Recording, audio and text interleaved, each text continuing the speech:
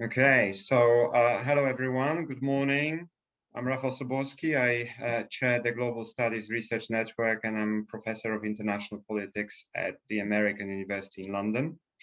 And it is my great pleasure to introduce and welcome our first speaker today, Dr. Nyambi Carter. Nyambi earned her PhD in political science from Duke University and is now associate professor in political science at Howard University. She works primarily in the subfield of American politics with a specific focus on race and ethnic politics, Black politics, public opinion, and political behavior. Her book, published by Oxford University Press in 2019, American While Black, African Americans, Immigration and the Limits of Citizenship, investigates African American public opinion on immigration. Her work has appeared in the Journal of Politics, Political Psychology, Politics, Groups and Identities, the Journal of Women, Politics and Policy, Politics and Gender, and many others.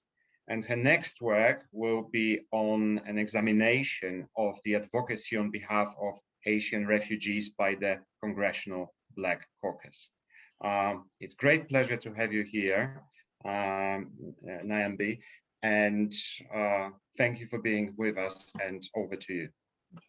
Thank you so much, Rafal, for that lovely introduction. I think some of these journals need shorter names, now thinking about it. But I really want to thank the Global Studies Conference and the organizers for having me, and thank Elizabeth Costa in particular for being very helpful in organizing my participation with you all today. And my talk is, the title of it at least, comes from sort of something my grandfather used to say to me all the time, which is, he reckons, right? And so this talk is very much from my positionality as an African-American Black woman whose family has roots in the South, who is the child of parents who are Jim Crow survivors. And I use that term very particularly and on purpose.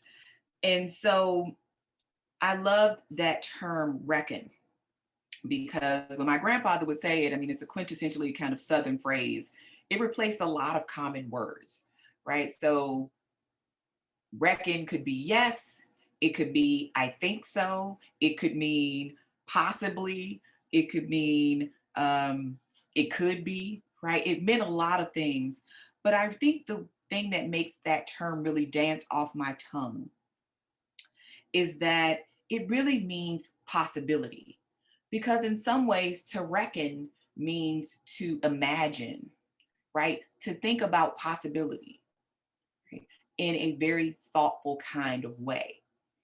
And in the US, at least right now, we've been talking a lot about a reckoning with this country, and in particular, a racial reckoning with what it means to be in America of the 21st century, and what it means to be a fully integrated country in the truest sense.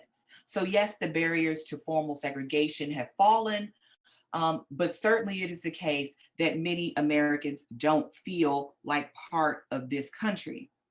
So in this moment in 2021, I think is a really interesting place where we can imagine what racial justice looks like. And if we center Black experiences, I think we can think of a more robust sense of what justice looks like and where we still need to go. And 2021 is also a moment where we are commemorating not just sort of our time in this pandemic, but we've been commemorating the 100th anniversary of the Tulsa race massacre just this last week, while also thinking about Black Lives Matter in a, I think, more robust fashion than we have before. And over this past year, as the term racial reckoning became much a part of our lexicon, we saw companies as diverse as the NFL and Nike using the term Black Lives Matter and bandying the term Black Lives Matter about. But what does that actually mean in terms of changing the way this country functions, right? And so the NFL, which has essentially shadow banned Colin Kaepernick, um, the football player, for taking a knee to honor Black Lives Matter and the lives lost to state violence, has not had a position as a professional football player in this time, yet they were displaying these banners in the end zones over this last year. And then we had a company as wealthy as Nike put together a commercial and change its iconic catchphrase, just do it, for the first time, really, since it started using that term. And I just wanted to show a little bit of that advertisement that Nike put together. And I call it an advertisement because it is still a company that is in the business, still a company in the business of making money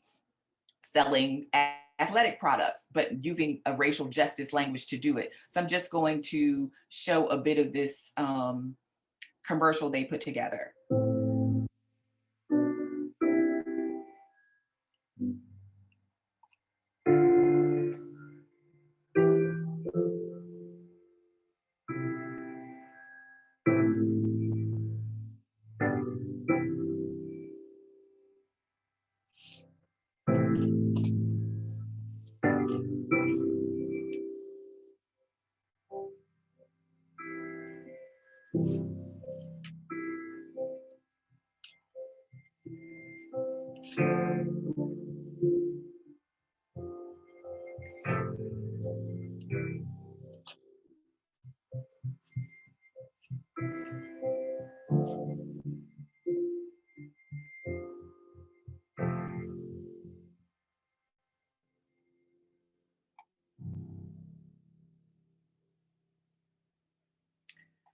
So this very sort of moving and effective ad that Nike created. Sorry, I'm toggling between things, so give me 1 second.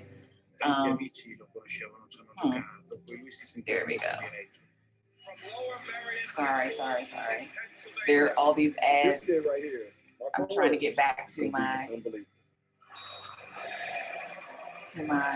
Okay, here we go.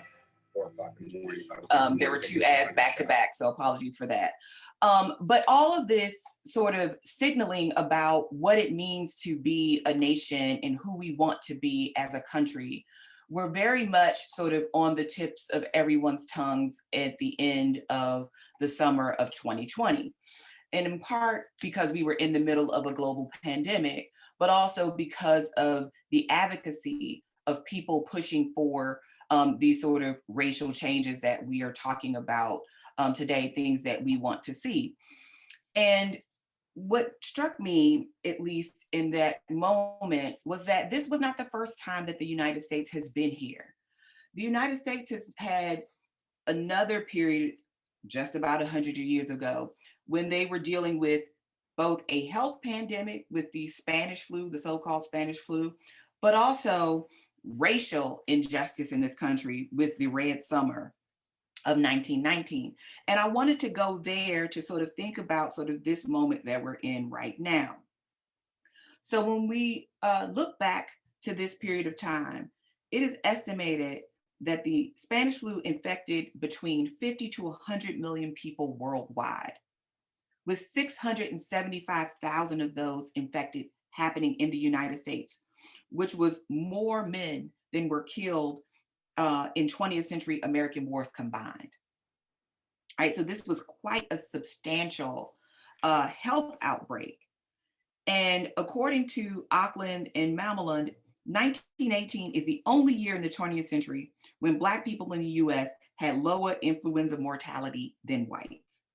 Why this happened is unclear, but many of the same disparities that were present in 1918, such as cramped housing, poor access to medical care and facilities, lack of ability to get available treatments, the prevalent chronic conditions, were there as they are today. What is more, The country was just ending World War I. The country was in an economic recession, and this would become the sort of scene that would set one of the worst summers of racial strife in this country. So the Red Summer of 1919 really has its origins in the Great Migration, where you see this influx of Black Americans from the South to cities of the Midwest and the North and West, right? In 1910, 83% of African Americans lived in the South. In the 60 years after, that number had reversed with only about 40% of Black people living in the South. What you saw in the 60 years of the Great Migration were Black people, about 6 million of them, leaving the rural South for economic opportunity, and because the racism had become so damaging that the pull northward was really hard to ignore. Moreover, because of World War I, you had a number of African Americans who had the potential to get jobs in shipyards and other places that they might not have actually been able to obtain employment prior, but were relatively good jobs when you think about northern industrial work compared to some of the sharecropping and other kinds of uh, agricultural labor, that Black people were doing then. The problem, I guess, if you can call it that, right? Or the issue comes when you have white soldiers, many of them returning back to many of these same cities and finding those positions that had been occupied by their class or by their racial group being occupied now by Black Southerners. So when you have these white servicemen returning from Europe, the expectation that they would have employment was pretty high. And when you have financial insecurity, these racial and ethnic prejudice tend to run loose, not to suggest that they were not there before, but the sort of aggravating factors of a war and a recession and lack of possibility for employment certainly didn't help the concerns.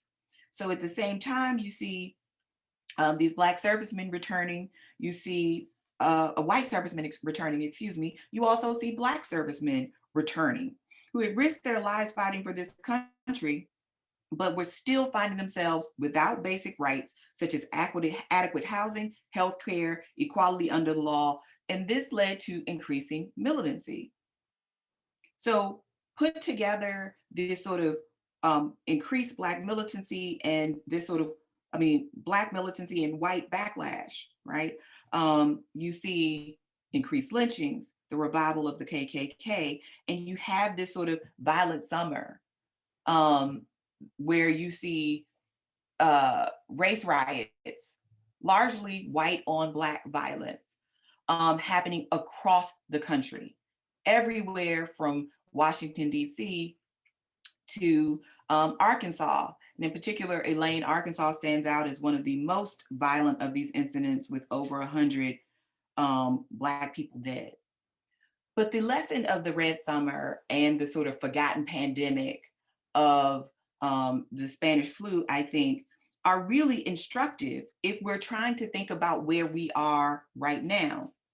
It seems as if forgetting these events have really left us worse off rather than better off in this particular moment. Because at the same time that we're talking about what was happening then, right, we have to acknowledge sort of what is happening now.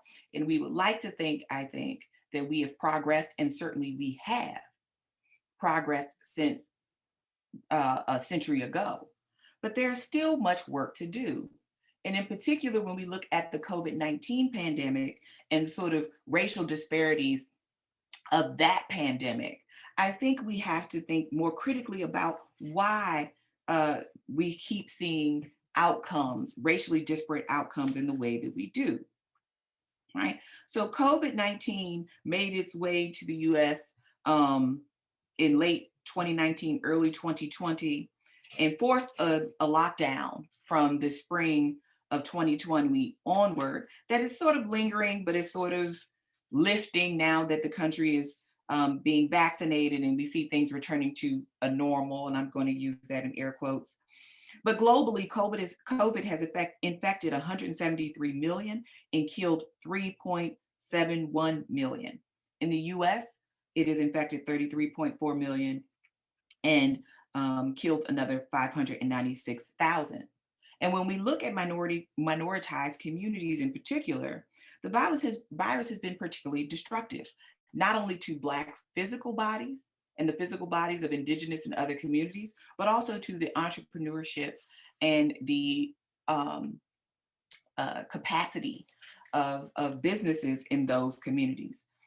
Just a year ago, the New York Times reported that Black people accounted for more than half of those who tested positive in Chicago, and 72% of those COVID-related deaths, while making up less than a third of the population of the city. In Illinois, more generally, Black people accounted for 25% of those who tested positive and 39% of COVID-related deaths, while making up just 15% of the general population. And we saw similar things in places like Michigan and Louisiana, where there were Black people dying at an alarming rate that was about 2.5 to 3 times higher than other groups. And according to the CDC, part of what is happening is that factors such as poverty, healthcare access are intertwined and have a significant influence on people's health and quality of life.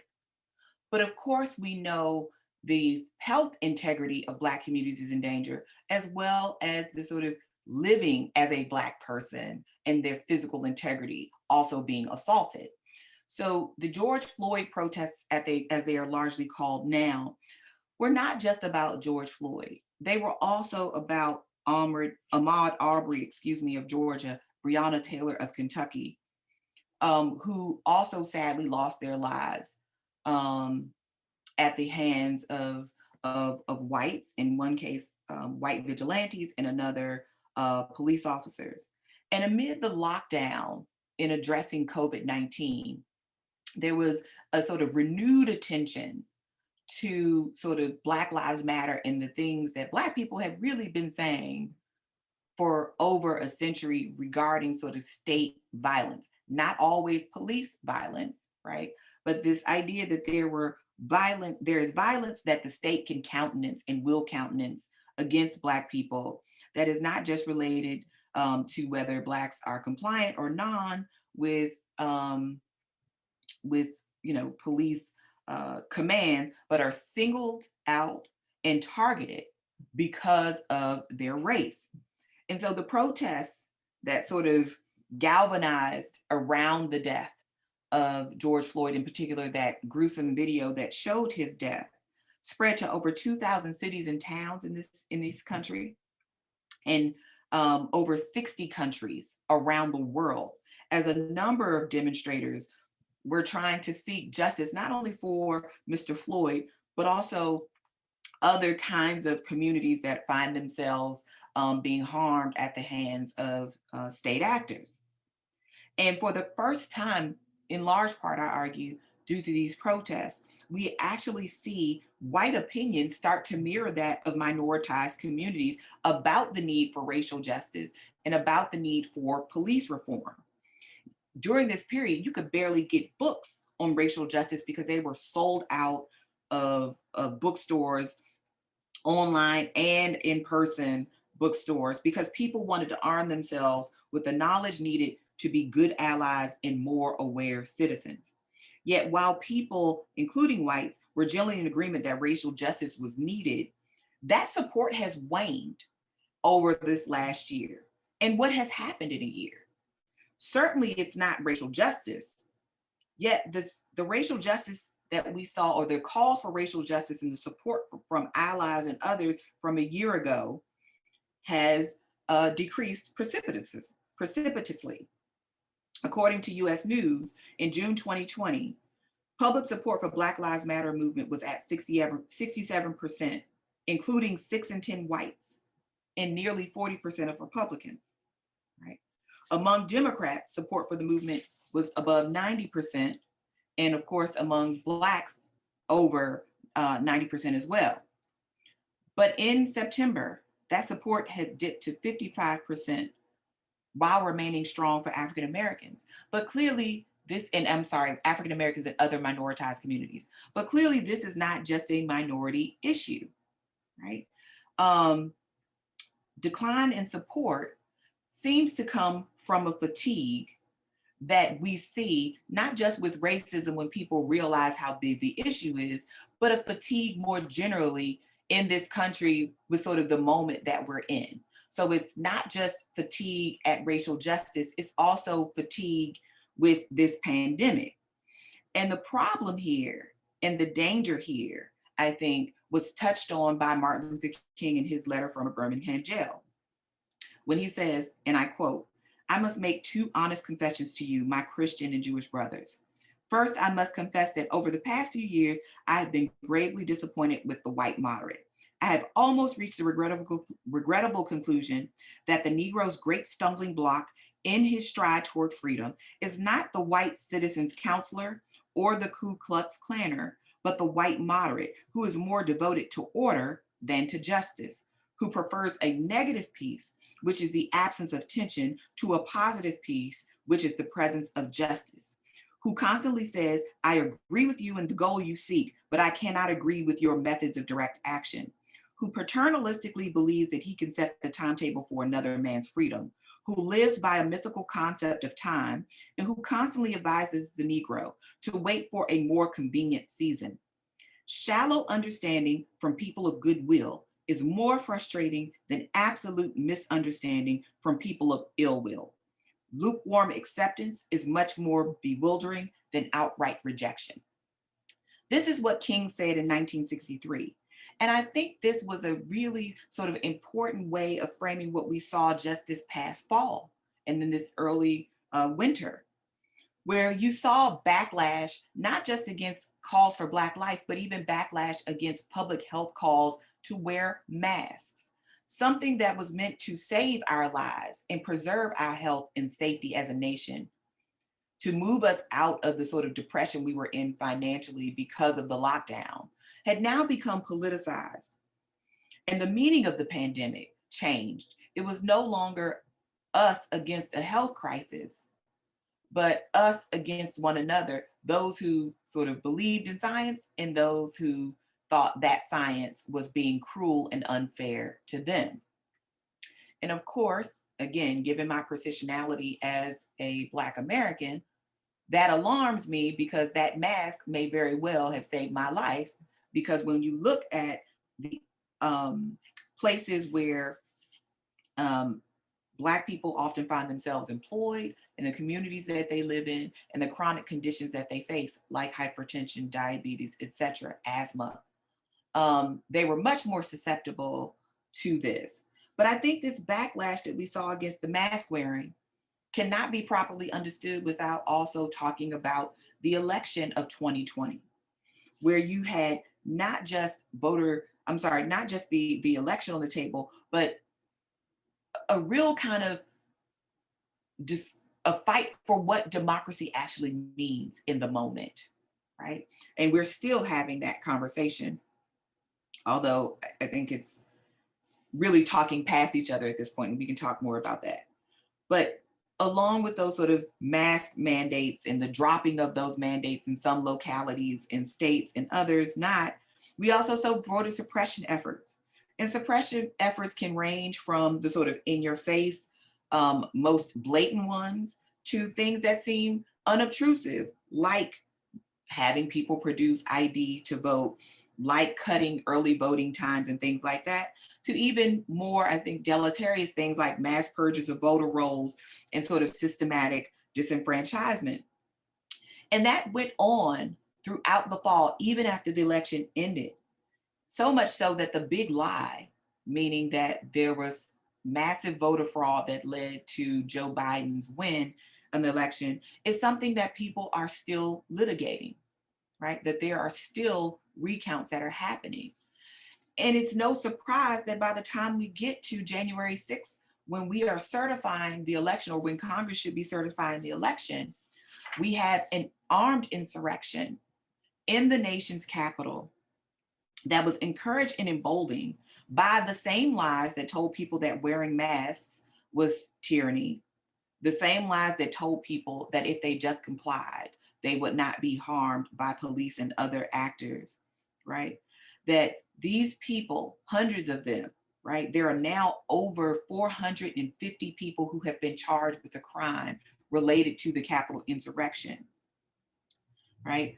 That same insurrection that led to the death of an officer and um, at least 17 police officers being out of work with injuries sustained in that attack, that we are still sitting here litigating whether this thing actually occurred or not, and whether it was an attempt to overthrow the government or were these just impassioned citizens. In fact, our own Congress voted to not have the Senate in particular, a commission to actually investigate January 6th. And we have Wisconsin Representative Johnson, right, who is going back and forth with the US Capitol Police, the very police that are there to protect them, about whether this officer Sicknick's death was actually caused by the events of that day, right? So this is very much the time that we live in, a time of consistent acknowledgement that something is wrong, but then a total sort of walking back from addressing those things. Right now, in addition to the United States seeming to be upset about these events, they also seem to be, or we also seem to be as a nation, allergic to the truth about them. So if we're going to have anything that we call a racial reckoning, the first cornerstone of that is going to have to be the truth. Not just the truth about the election and so-called violations of election law, which time and time again have yielded nearly no evidence of any kind of impropriety, but also about the events that led to the January 6th insurrection, right? The flying the Confederate flag inside the US Capitol.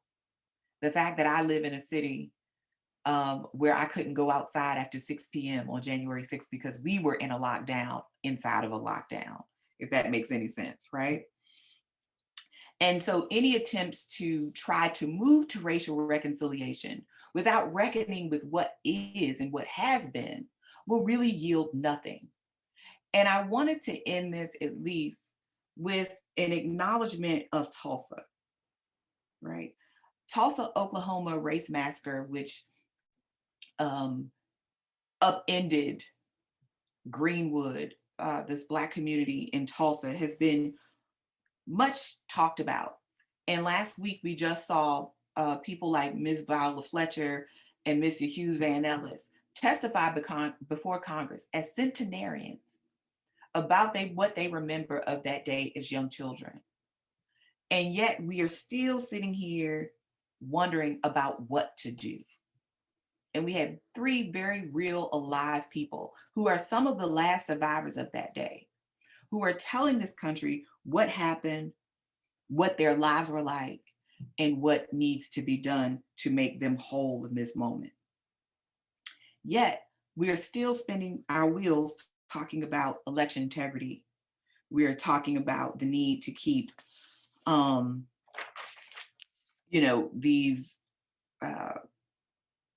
these recounts, excuse me, my brain is a little off today, these recounts going, rather than face down the bigotry that is very much part of us and very much here. And all of this has me thinking that for the 7 million plus results you get when you search for racial reckoning on Google, what that actually means. If it leaves the foundations of white supremacy intact, because we have yet to envision a world that no longer clings to that ideology as the reason for American greatness and exceptionalism, then I struggle to also believe that we are going to be as strident in our desire to become a better nation. This does not mean that there is no redemption in the founding, and it certainly does not mean that we can't be a better nation, but it does mean that we have to be honest about who we were and who we are. And that at least seems to be a lot harder to do And if we believe the data, that seems to be the sort of way we've gone, which is we support these ideas, but then we retreat from them when we recognize, support ideas of racial justice, that is, and we retreat from them when we realize or we recognize how much it's going to cost us, and not just monetarily, but emotionally, mentally, etc.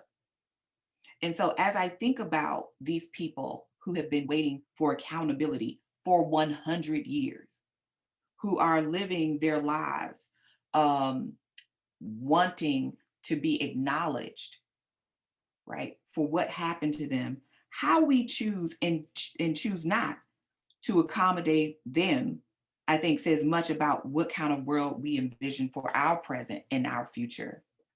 So with that, I will stop here and say thank you and open up for